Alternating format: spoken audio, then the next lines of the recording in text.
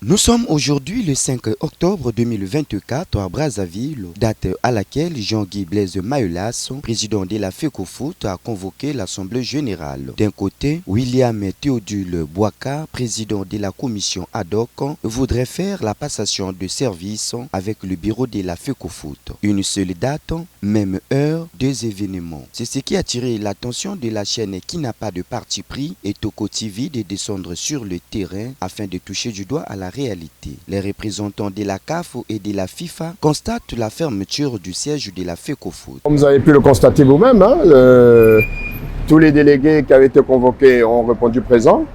Les représentants des deux instances fêtières du football, tant la FIFA que la CAF, sont également présents. Tout ce monde se sont déplacés ce matin devant la Fédération congolaise de football, qui, comme vous avez pu le constater, a été scellé par nos amis qui apparemment ne veulent plus du comité exécutif présent de la Fédération congolaise de football.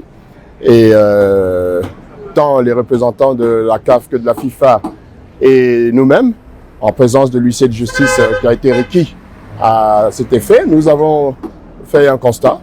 Et tout cela sera envoyé au niveau de la FIFA, au TAS, avec tous les autres documents relatifs à cette situation. Et puis, on attendra la décision du TAS. Voilà. Ensuite, une heure après, les membres de la commission ad hoc arrivent. Et voilà la ouverture du portail et la guérite du siège de la FECOFOOT. Mais on voudrait rassurer tout le monde que le siège n'a pas été barricadé. Mais le comité exécutif révoqué a été simplement mis dehors du fait de sa défiance vis-à-vis des recommandations de l'Assemblée générale. Ok? Donc, il faut corriger les termes. Ça n'a pas été barricadé.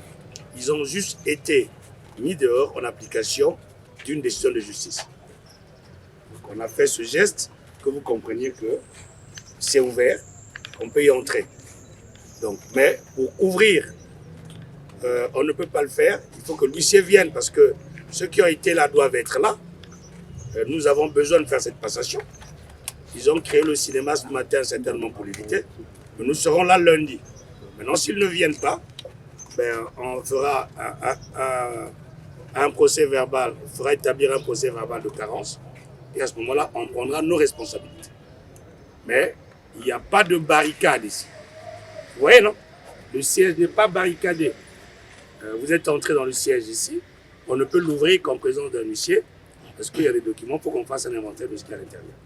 Enfin, la chaîne qui n'a pas de parti pris du cœur des Congolais et Toko TV pose la question de savoir où allons le football congolais. Car c'est le Congo qui va beaucoup perdre et la jeunesse congolaise qui est jetée dans la rue. Trésor Yanda et Toko TV.